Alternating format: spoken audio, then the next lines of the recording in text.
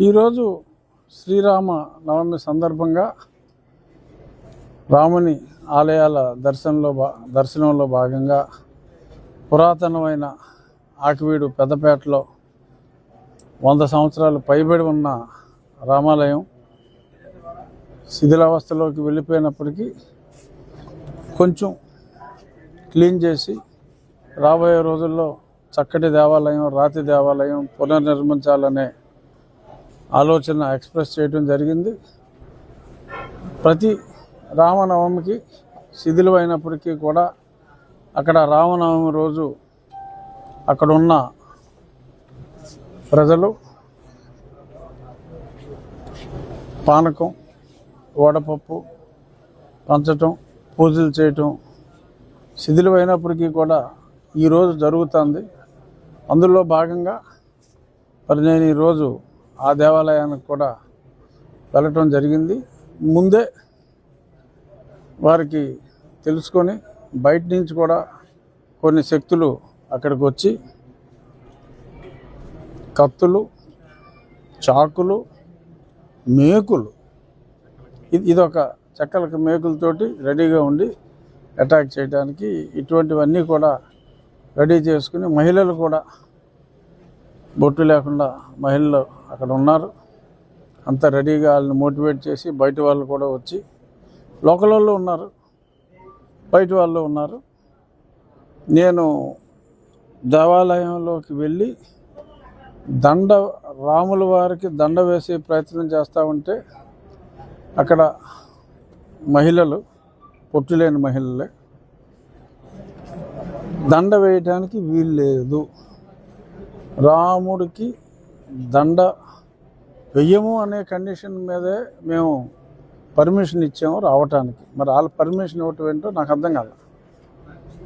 రామాలయం ఎప్పటి నుంచో ఉంది, లోపల రాముడి విగ్రహాలు ఉన్నాయి. అయినప్పటికీ మరి శ్రీరామనవమి రోజు శ్రీరాముల వారి దేవాలయంలో శ్రీరాముల వారికి దండ వేయటానికి మరి అన్యమతస్థులు పర్మిషన్ ఇస్తే కానీ వేయలేని దుస్థితిలో ఉన్నామా అని ఒక క్షణం నేను బాధపడి నేను రాముల వారికి దండ వేయటం జరిగింది. వాళ్ళు కూడా ప్రారంభించారు. నేను బయటికి కారు ఎక్కేటప్పుడే కారు మీద కూడా కొంత దాడి జరిగింది. గీతలు పెట్టారు, దడ అద్దాలు కొట్టారు. కానీ గట్టి అద్దాల మూలన బుల్లెట్ ప్రూఫ్ కాకపోయినప్పటికీ కొంచెం డిఫరెంట్ అద్దాల వలన అద్దం పగలలేదు. బయలుదేరిన మరుక్షణం వాళ్ళు ముందే దగ్గర పెట్టుకున్న ఆయుధాలతో, ఎందుకంటే నేనుంటే కొంచెం సిఆర్పిఎఫ్ ఇతర పోలీసులు కూడా ఉన్నారు కాబట్టి రాలేకపోయారు.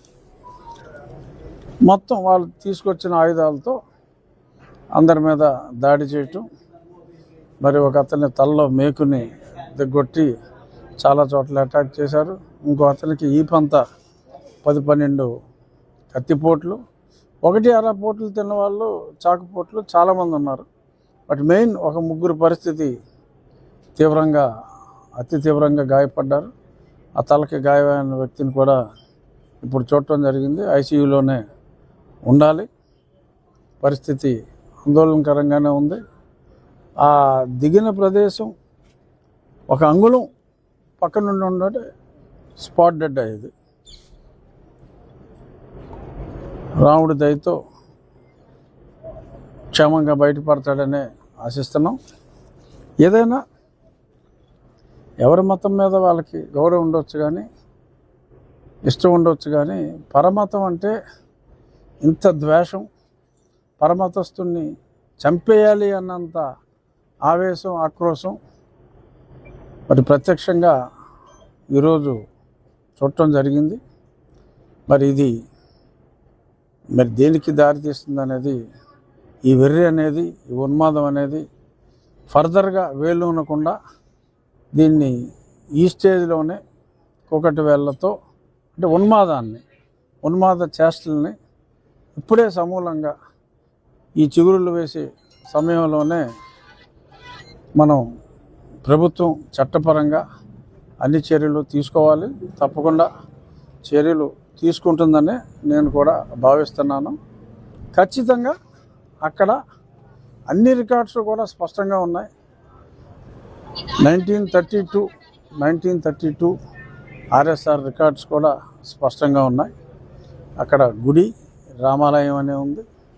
రామాలయం పేరు మీదే గత కొన్ని దశాబ్దాలుగా అక్కడ బిల్లు కూడా పే చేయడం జరుగుతుంది. రాముల వారి విగ్రహాలు ఉన్నాయి. అన్ని డాక్యుమెంట్స్లో కూడా రామాలయం అనే చాలా స్పష్టంగా ఉంది. కాబట్టి ఈరోజు తీసుకున్నాం ఖచ్చితంగా నిర్ణయం, కమ్ వాట్ మే, అక్కడ రామాలయం కట్టి తీరుతాం. అది బయట వ్యక్తుల ప్రమేయం ఉందంటే ఖచ్చితంగా బయట వ్యక్తుల ప్రమేయమే ఉంది. ఏ రోజు కూడా ఆ ప్రాంతంలో జై భీమ్ అని మనం చూడాల. సడన్గా క్రైస్తవులందరూ భీములు అయిపోయారు. కొత్తగా వచ్చింది. అందరూ లైక్ చేస్తారు. అంబేద్కర్ గారిని గౌరవించని వ్యక్తులు ఎవరు లేరు. మన రాజ్యాంగ రూపకర్త అంబేద్కర్ గారిని అందరూ గౌరవిస్తారు, కులాలకి మతాలకు అతీతంగా. కానీ ఈరోజు సడన్గా అక్కడ మాట్లాడితే జై భీమ్ అని తిరిగి కోట్లు వాళ్ళని మనం చూస్తున్నాం, కోట్లు వేసుకుని జై భీమ్ అని. దీని వెనక ఈ నీలి రంగు జెండాల వెనక నీలి కోట్లు ఉన్నాయనే అనుమానం అయితే ఉంది. బట్ ఏదైనా పూర్తిగా విచారణ జరగకుండా మనం యథాబద్ధంగా చెప్పలేం. బట్ అక్కడ వీడియోలు అన్నింటిలో స్పష్టంగా రాత్రికి రాత్రి వెలసిన జెండాలు, ఆ జెండాలు తీసుకొచ్చి పెట్టిన వాళ్ళు అక్కడ కొన్ని గృహాల్లో ఉండటం, సడన్గా ఈ కత్తులు ఇటువంటివన్నీ కూడా ఆ గృహాల్లోకి చేరటం, ఖచ్చితంగా పెద్ద కుట్ర ఉన్నది అన్నది 100% నిజం. ఆ కుట్ర వెనక ఎవరున్నారు అనేది పోలీసులు తేల్చాలి. త్వరలో ఆ విషయం కూడా పోలీసులు తేలుస్తారని అనుకుంటున్నా. ఇప్పుడు అందులో ప్రముఖంగా ఎవరెవరైతే పాత్ర వహించారో అందరూ చూశారు, వాళ్ళని ఐడెంటిఫై చేశారు, పేర్లు చెప్పారు. వాళ్ళు మరి రివర్స్లో ఇప్పుడు వీళ్ళని ఎవరైతే పొడిచేశారో ఇక్కడ, ఆ పొడిచిన వాళ్ళు మేము దెబ్బలు తినేసామని చెప్పి కనీసం మరి సింబాలిక్గా కూడా పొడుచుకోవాలి. వాళ్ళు ఉత్తినే ఫ్రెష్గా వెళ్ళి మమ్మల్ని అడ్మిట్ చేసుకోండి అని అడిగితే నాకున్న సమాచారం ఇంత బ్రహ్మాండంగా ఉన్న వాళ్ళని అడ్మిట్ చేసుకోరమ్మా అని చెప్పడం జరిగిందని తెలిసింది. మరి ఖచ్చితంగా వాళ్ళని అరెస్ట్ చేయాలి, చేస్తారని అనుకుంటున్నా. లా అండ్ ఆర్డర్ పరిస్థితి కంట్రోల్లోకి రావాలి. హౌస్ సెర్చ్ అంతా కూడా చేసి ఎవరెవరు వచ్చారు, కొత్తగా ఎవరెవరు వచ్చారు, ఏ మిషన్లో సభ్యులు వచ్చారు అనేది ఐడెంటిఫై చేసి నిజాలు పోలీసులు వెలికి తీయవలసిన అవసరం ఉంది.